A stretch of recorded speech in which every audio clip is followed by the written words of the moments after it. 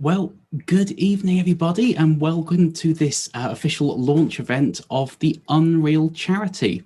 It's fantastic to see so many attendees coming in here, so welcome to everybody. Really do appreciate your time this afternoon. So to start with a few introductions then, my name is Joe Perkins. I am one of the trustees of Unreal, and I have had DPRD chronically 24/7 for the last 13, 14 years or so.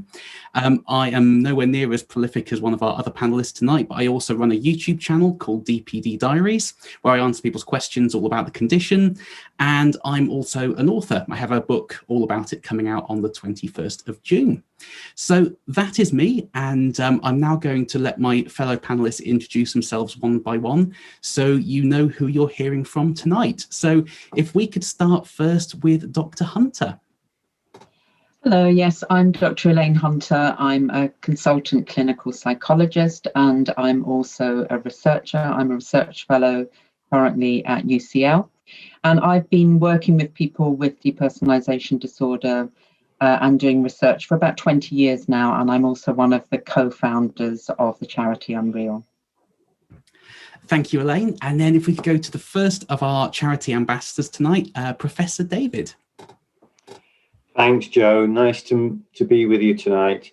I'm Tony David, and I'm the director of the UCL Institute of Mental Health. And I too have been interested in depersonalization disorder for over 20 years, and I've been working with people like Elaine to try and understand this condition better and to help people who suffer from it. So really great to be here this evening. Thank you, Tony. Great to have you. And now the other co-founder of our charity, Jane Charlton. I think you're on mute, Jane. Thanks, Joe. My name's Jane. I've also suffered from depersonalization disorder for over 20 years now. And I'm also one of the co-founders of the charity Unreal. Thanks, Jane. And last but not least, our second charity ambassador, Dodie. Hello, everyone. Thanks, Joe. I'm Dodie. I'm a musician. I talk a lot on YouTube about having derealization and depersonalization. I've had it, same as Joe, chronically for about 10 years now. Thank you, Dodie. So that's our panelists for this evening. What we're going to do, just to give you an outline of what the next sort of 40 or so minutes are going to look like, we have a couple of bits of footage that we've compiled with other people of lived experience of the condition, and they're all people who have kind of used the charity, for the want of a better expression. So we're going to be hearing a couple of times from them.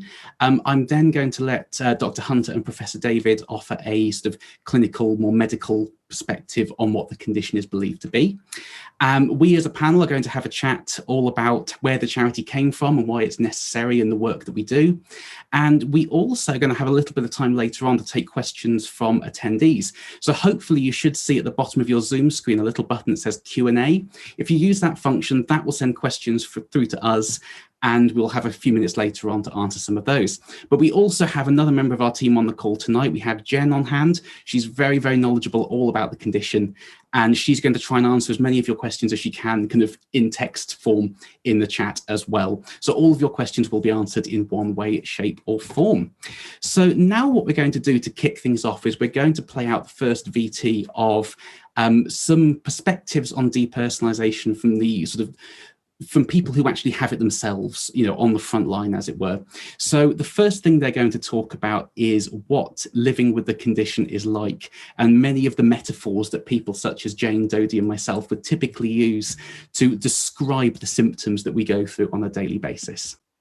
It's as if I'm behind like a sheet of frosted glass at all times. So there's kind of like a separation between me and the real world. It's very difficult to explain to people, but I feel as if I am academically aware of the world around me, but separated from the reality. Like I can see everything and it's right there, and there's just this like membrane between me and everything. You don't feel like you're in reality at all. You question absolutely everything. I don't know, nothing really seems to make sense. It feels like your life is just like it's not actually set out. You're just kind of in your head all the time. I'm doing things normally, but I'm almost in autopilot, sort of watching myself do things. you can't feel anything from your perspective. You're watching yourself feel something. It almost feels like I've lost one of my senses, like you would with your like smell or vision. It's like the fundamental sense that sort of makes you feel present. At times, a complete absence of emotion in situations where you would absolutely expect to experience strong ones. When people go through trauma and they say that they felt like they were watching it from above, is another really good way that I put how it feels, but just all the time. It's a loss of the self, which is a defining factor. You feel invisible. I think there was a time when I convinced myself that I was dead. Yeah, it's difficult to explain to other people what you're feeling, and I think that's part of the whole problem. I wanted to learn how to drive like last year, but I feel like I would be unsafe to drive because of the condition. I had to stop studying because I had to call my mom to take me out because something really weird was going on with me. And I stayed home for like 8 months straight because I couldn't confront this feeling and not knowing what it was. When I've gone on holidays, I find that that's a really big trigger because obviously I'm in a new location, but I can't enjoy that because I'm dissociated. I have a son, and I know that my experience in being a mum and the connection that I would feel if I didn't have DP would be very different. I find reaching out to people really hard when they don't feel real, because I don't want to talk to anybody anyway, and talking to people just seems to highlight the disparity of them being a normal person living their life, also you think, and then you. It makes me feel like I'm less able to be there emotionally for friends and partner and family members and things like that, because it's not like my emotions are turned down. It's more that the speakers is at the same volume, it's just much further away. You know you love someone, but you love them in, I can't really explain it, like in an academic way, if you will. If I'm given a task at work, I panic, because no matter what it is, the DPDR is there like a giant wall that you have to scale every single time. So some very moving accounts there from people, and I'd like to extend my thanks to all of those people who gave their time to sort of chat to us about their experiences and share everything so bravely. It was really, really good of them to do that. So thank you to everybody involved in that footage. So now what I'm going to do, we've heard from people who with lived experience of this condition. I'm now going to hand over to both Dr. Hunter and Professor David to offer a bit more of a sort of clinical explanation. So we'll start with Dr. Hunter. From a psychologist perspective, what is this condition believed to be? Thank you, Joe. Yeah, and so depersonalization derealization disorder is a type of dissociative disorder, and as people were saying there, it removes you from the situation. So people often feel a sense of detachment from reality, and that seems to be a fairly innate psychological mechanism that can get triggered when people feel very overwhelmed by emotions. So that can be triggered by traumatic experiences. It can be triggered by very high states of anxiety that may have been building up and accumulating over time. It can also be a reaction to an adverse drug reaction, which is often linked with a panic attack as well. And also sometimes people can experience it in a severe episode of depression.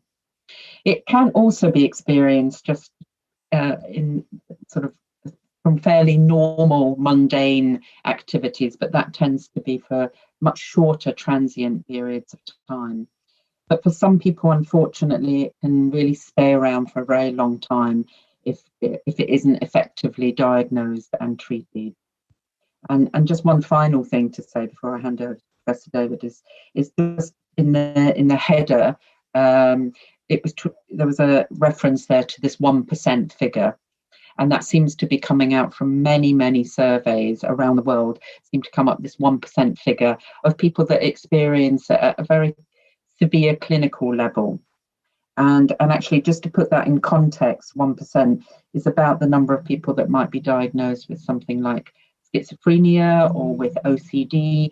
And if you think about the amount of resources that there are in the UK to deal with those diagnoses, and the absolute minimal amount that there is of awareness and resources to treat people with depersonalization disorder, you can see why we're really keen to get awareness and get the charity to provide some of that function.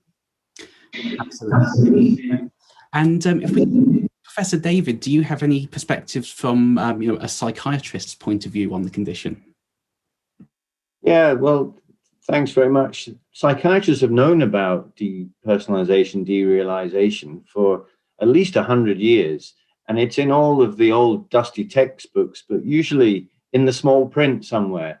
And what's interesting is that those accounts that you heard just now from people, the same kinds of descriptions come up again and again. So this is something that's really, it's been there, it's sort of part of our psychological makeup. And it's only now that I think we're putting it in the spotlight, thanks to Unreal and some of the research that's been going on, both in our own work in London, as well as work in New York and in continental Europe. So it's something that affects a lot of people to a small extent, to a mild degree, perhaps in relation to stress or fatigue. But in some people, it becomes a bit more of a problem. It starts to interfere with your life. It causes distress. Although even then, I think people will find that it's sort of, they swim in and out. Sometimes life can go on all right, and other times it becomes a little bit overwhelming. And obviously that we're there to try and support people in that way. So in terms of treatment, there's no licensed treatment for depersonalization, derealization, not one. But rather than seeing that as very unusual or very demoralizing, it's actually not the case, and it's not so uncommon. And in fact, because of the overlap between this condition and other conditions like anxiety disorders and depression and dissociation, the treatments for those conditions, medication, psychological treatments, etc., are often quite helpful. And even if they're only moderately helpful, that can make a big difference. It may be that people feel that it's not gone completely, but at least they can cope with it. We've been looking at different combinations of medication that's already licensed and safe and approved. And we've found that there are some combinations that seem to be better together. And the forefront of research is looking at new ways of using psychological treatments and even things like brain stimulation. But at the moment, they're in the realms of research, but we hope one day to be able to say they really are effective treatments. Thank you, Tony, and absolutely fingers crossed on that last point. So I think we as a panel are now going to have a little chat about where the charity came from and why it's necessary. So I think if I hand over to Jane first and foremost, in terms of, I know you're a co-founder of the charity, why was it necessary to start Unreal? I know there's a lot of other mental health charities that exist out there. Is this not a condition that's kind of covered by those other charities at all? Thanks, Joe. Yeah, it's an interesting question. So a couple of reasons I think why we need the charity. One is about the condition itself, and one is about the current awareness around the condition. So what I was finding more and more was connecting with others that had depersonalization disorder. Either they hadn't managed to get a diagnosis from a psychologist or a psychiatrist or a GP, or they had and then there was no treatment available to them. When you expanded that out a little bit and look at awareness of it, it seemed that most of the healthcare sector weren't aware of it, and most of the mental health charities wouldn't have been aware of it either. Perhaps that's not that unusual, but if you look at how severe the condition is, you're talking essentially, it's like a loss of yourself. It's a loss of sense of self, and you can't continue to function in that way when you're experiencing existing without living, and it's a state that you live in for 24 hours a day, 7 days a week. It can often go on, as we've heard already, for months or years. You're even further isolated because in some cases you don't have a diagnosis, you don't know what's going on for you, you can't get treatment, and you don't know others that are experiencing it. So the need for the charity, I think, was to shine a light on what was happening, bring people together so they could share their experiences, learn from each other, and get some support, and also put people in a situation where they were more likely to get diagnoses more quickly and some sort of treatment.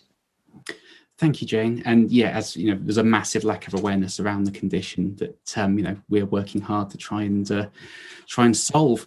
So, to you, Dodie, in terms of your personal journey and getting a diagnosis yourself, what was that like? You know, did you encounter a lack of awareness around the condition when you were going through trying to find a diagnosis yourself? Definitely. Yeah, so like I said, it started kicking in around 10 years ago. And I had no idea that it was a thing at all. All I knew was that I felt very different and I didn't like it. And I also was experiencing depression. I now know from experiencing depersonalization. So I went to the GP as a young girl and told them how I was feeling. And she said the GP said it was very dangerous to diagnose someone so young with depression. And I felt very silly, and I didn't come back for a few years. So I experienced depression on my own and also depersonalization. I would often ask my friend out what this particular feeling was. I thought it was depression. I thought I was losing my vision. I got my eyes tested a lot. I thought it was maybe just a part of growing up. I went through a few things. Maybe I thought it was like missing a certain kind of, I don't know, vitamin or nutrient in my body or something like that. You do all this weird research. And then actually being online a lot, I found, because I would often talk about the way I was feeling, and people would say, have you heard of dissociation? And that felt like a more kind of accessible title to me. It was like an easier thing to Google than like depersonalization. So found dissociation, realized it was like what I was experiencing to a T. I remember listening to a podcast on it and just my mind was blown. And then I think that kind of came, that realization came alongside a breakdown in which I just pulled out all the stops and desperately tried to find a doctor who could look after me. Was put on the NHS system, and a year later was diagnosed with depersonalization and depression. And yeah, so it took a while. Thank you, Dodie. Yeah, it definitely sounds like there is a very substantial lack of awareness around the condition for sure. As a clinician, Elaine, and as a psychologist, do you have any perspectives on why that lack of awareness kind of exists within medical communities? Yeah, I think there's many factors that contribute to it. One is, as people were saying in the other panelists and also in the film, it's actually very difficult to explain and to put into words. And people really struggle with the language. And sometimes people are very worried about what will happen if they do say that, you know, I don't feel real, or the world doesn't seem real, and are very worried about the consequences of that. So I think that's coming from the people with lived experience side. But also, as Jane was saying, you know, and Dodie as well, that there is such a fundamental lack of awareness from GPs and also mental health professionals, because there is just not the systemic training often in some of those health professions.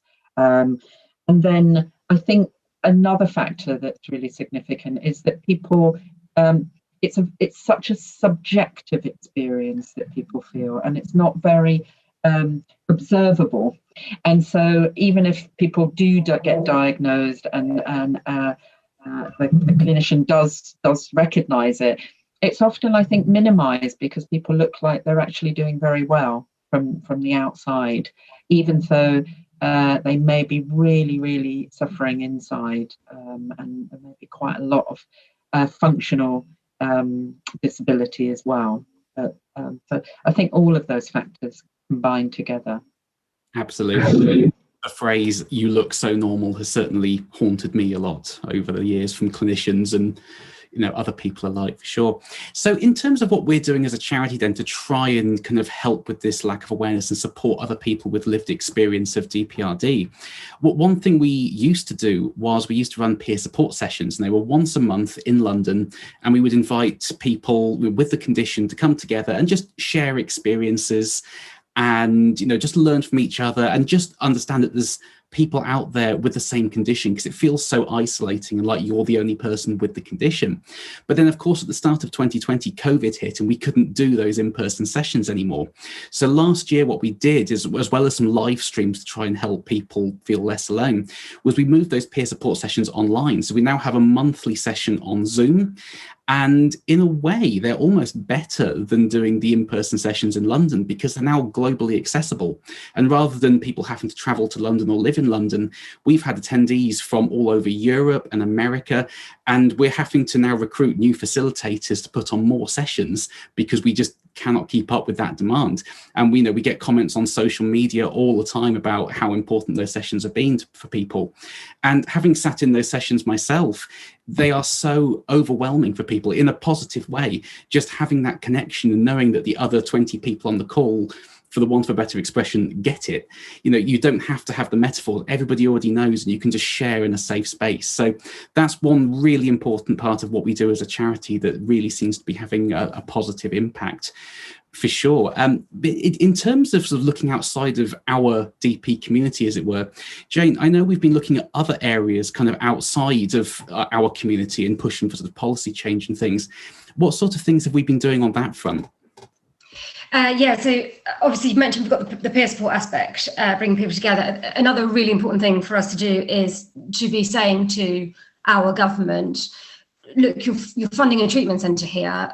You're recognising by putting money towards depersonalisation disorder on the NHS that there is a severe problem that needs tackling. And yet there's only one treatment centre in the whole of the UK. There is no specialist treatment for under 18s, and awareness and thus diagnosis and thus a pathway to treatment is really limited across the country. And that needs a change. We've had some real success with that so far in terms of participants will be able to look in Hansard and see the two adjournment debates that we've had in the House of Commons to date, where the issue has been raised and responded to by the Secretary of State for Health, which has led to a roundtable discussion with relevant policymakers and clinicians and service users at the Department of Health. And I really think we need to keep pushing quite hard on that agenda as part of the charity to push for political change. But I think the appetite is there or starting to be there. So we need to keep sort of pushing at that door. Absolutely, a lot of important work happening on that front, for sure. And a final question for the sort of panel discussion to Dodie here. You've been sharing a lot of our output on social media. What's the reaction to your involvement in the charity been? From your fans that you've been sharing this information to? You froze a little bit there, but I think I got what you were saying. Yeah, I mean, because I, like I said, I chat a lot about my mental health publicly. I write about it, specifically my experiences with depersonalization. There are a lot of people, a lot of older people who have said that they've been experiencing this for a while and they never had a name for it, and that they're very grateful that I've shared about it. And I think we can all agree that it can feel very lonely having depersonalization and very frustrating. And to have a hub of people who understand, and even just like saying this is a thing is very, very useful. Also my I have a lot of like younger fans who are very kind and enthusiastic, and for my birthday, I think last year or maybe the year before, they worked to raise some money for the charity, which was very sweet. I mean, it's very valuable, I think, to have a place for people like us. Absolutely. Thank you, Dodie, and thank you for picking the bones out of my question. I got struck down by bad Somerset internet there for sure. So we're now going to play out the second VT of people of lived experience. And this time they're going to be talking a little bit more about how they discovered the condition.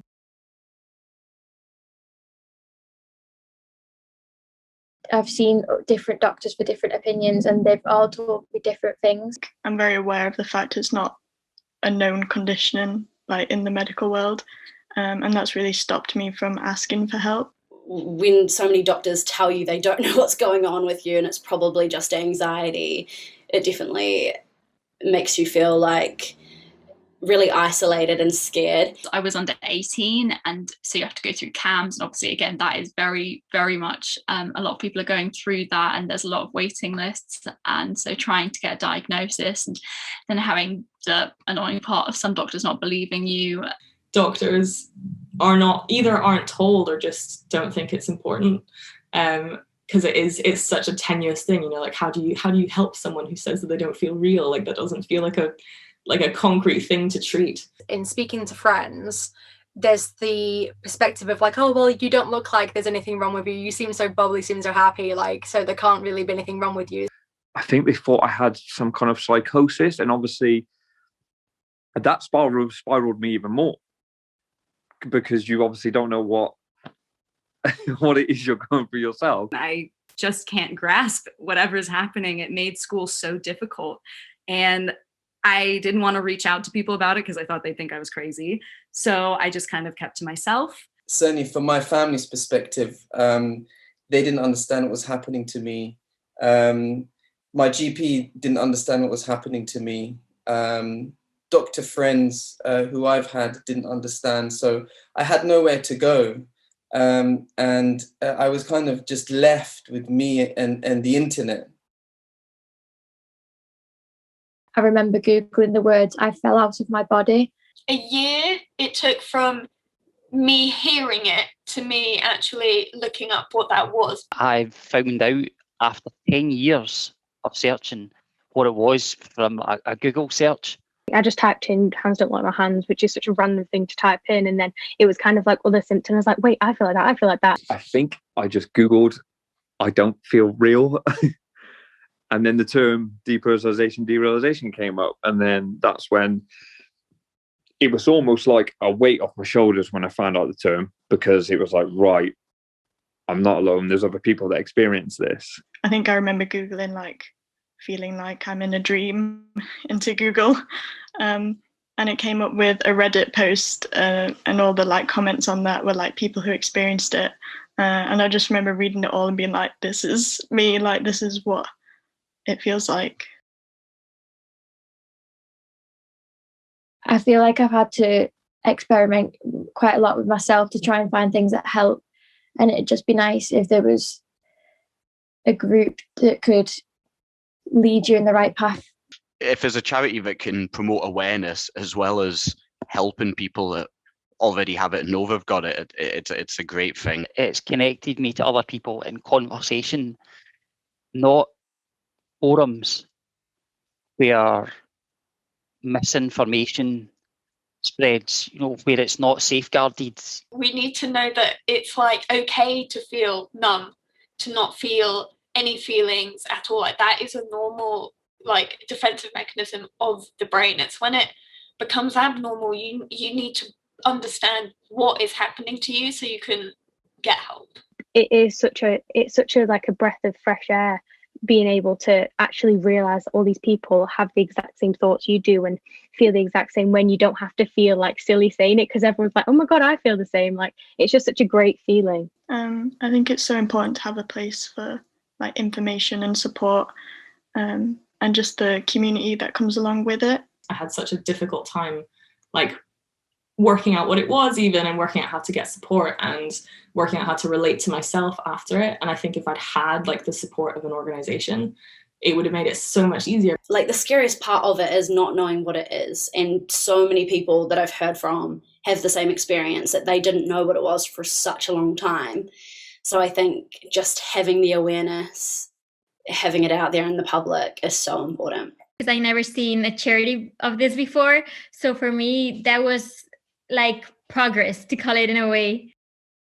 So some definite themes coming out there in terms of people very reliant on the internet to get their diagnosis and finding out themselves, and then sort of pitching the disorder to the experts, as it were. So we now have time to take a few questions from you folks. And I can see a few have come in here. Probably one for Tony here. We've got, you mentioned medications. Which meds have been used for DPRD? Yeah, it's an important question. I mean, first of all, I can't really give advice for an individual without really them being my patient, and so sorry about that. And also, as I said, there isn't any actually licensed treatment that says this is the treatment for DPRD. So we are trying to deal with the issue by looking at, well, what do we know and what do we know that works? So people have mentioned already that they've often had symptoms of depression alongside depersonalization, derealization, and anxiety. And the treatments for that, including medications like the SSRI drugs and the SNRI drugs that most GPs and psychiatrists will be familiar with, a lot of people do find that they are, as I said before, helpful, if not a cure. And there are a combination of those with other medications that are used for mood stabilization, and sometimes that combination is helpful, but usually you would need a psychiatrist to really advise on that. And as in many mental health conditions, it's often a combination of medications and psychological treatments and lifestyle adjustments that really hold the key to overcoming the difficulties. Thank you, Tony. We've got a really good question here. Unless this condition is recognised in things like NICE guidelines, resources for treatment are difficult. Does Unreal have a plan? Now, I know Jane's already mentioned a little bit about pushing for policy change. Is there anything else you'd like to add there in terms of our plan for that? I'll throw this open to Dr. Hunter and Professor David also, but it might be something that you want to pick up, Joe, towards the end of the session when we make a couple of announcements. It's a really shrewd question in that, yes, we will struggle to push for policy change until it is included in the NICE guidelines. And then from there, there should be that tumble down effect, which will really benefit us. I think we're almost one step prior to that, in that we're being asked to prove the prevalence of the condition initially. And so once that prevalence has been established, then we'll be in a better position to apply for funding for particular treatments, and at the same time get it included within the NICE guidelines. But Dr. Hunter and Professor David might have a better or more to add on that point. Absolutely. In terms, this might be a really good time actually, Elaine, to mention the sort of little announcement we have at the end, just sort of move it a little bit forwards. You know, I'm aware this is kind of a very new thing, so it's kind of an exclusive to reveal, because I know the I's have only been dotted and the T's crossed this week, as it were. Would you like to tell us a little bit more about the big project that's going to be happening in the next 2 years? Yeah, it's very big news for research in depersonalization disorder, because for about 20 years or so we've kept hitting this barrier of, yes, but isn't this rather rare, and we've got other things that we need to fund in terms of research. And so I'm sure the charity has been very influential in that, and as Jane was saying earlier, the work that we did earlier with in linking in with government and raising awareness there. So what we've actually got, we're working with Tony and a team at UCL, we've actually put in a grant proposal for looking at CBT for that's been specially adapted for depersonalisation disorder. And we've recently found out that we've actually been awarded that funding, and we're going to be starting some research. It's a small randomised controlled trial within the NHS. So we'll be going into 2 NHS trusts and training up clinicians there who will then be delivering the treatment. So, and if that works and is successful, hopefully that will lead on to a larger scale trial. And just also to say another thing that we've been successful in, which I think came from the roundtable discussion that we had from the raising awareness in Parliament, is that we were asked by the Royal College of Psychiatrists to develop a training module, and Tony and I have been working on that to have an online training module that all psychiatrists can access. So that again will help in terms of making sure that everyone's kind of up to speed on what depersonalisation disorder is and what they can do about it. Absolutely, hugely exciting news on the front of the grant proposal, especially there. Absolutely. I think we've probably got time for one more question. This one here is for Dodie, actually. Has DPRD affected your career? Interesting. What's weird about that is that it's probably affected it in a good and a bad way. There are layers to having a condition. Bad for me personally, obviously it's not a very nice thing to experience. It's difficult to function when it's really bad. I say when it's really bad, it is constantly the same bad, but it's tough to manage it when a lot of stuff is happening. Yeah, it can be very overwhelming, but you know, I've tried to talk about it and use it and write about it, and I suppose connecting with people is never a bad thing. I'd rather not. I'd rather not have it, I think. Yeah. Yeah. Thank you, Dodie, absolutely. And I can see we have a few more questions here. What we're going to do is we're going to make a note of those questions, and we will get back to you on email as soon as we can after the event, sort of addressing those questions. So as I said, everyone will get their question answered for sure. But I think that starts to bring us towards the end of the event. We do have one more thing to play out for you, so stick with us for a couple more minutes. And obviously there's a lot of members of the press in attendance tonight. We are very keen to work with you, and it would be great to have you know, your assistance in getting coverage for this condition and for the charity and the work that we do. So in the press releases you were sent, our email addresses in there. I'm just going to drop it in the chat now as well, so hopefully you should be able to see that too. So please don't be shy in getting in touch with us. You know, we'd be very, very keen to hear from you and sort of work with you on any articles or features that that could, you know, be used to support the charity. You know, we're a charity made entirely of volunteers, but members of the team can always be on hand to fulfill interview requests or provide personal accounts and stories. We can provide more clinical information if needed. So please do get in touch on email. We'll give you any information we can to help with that.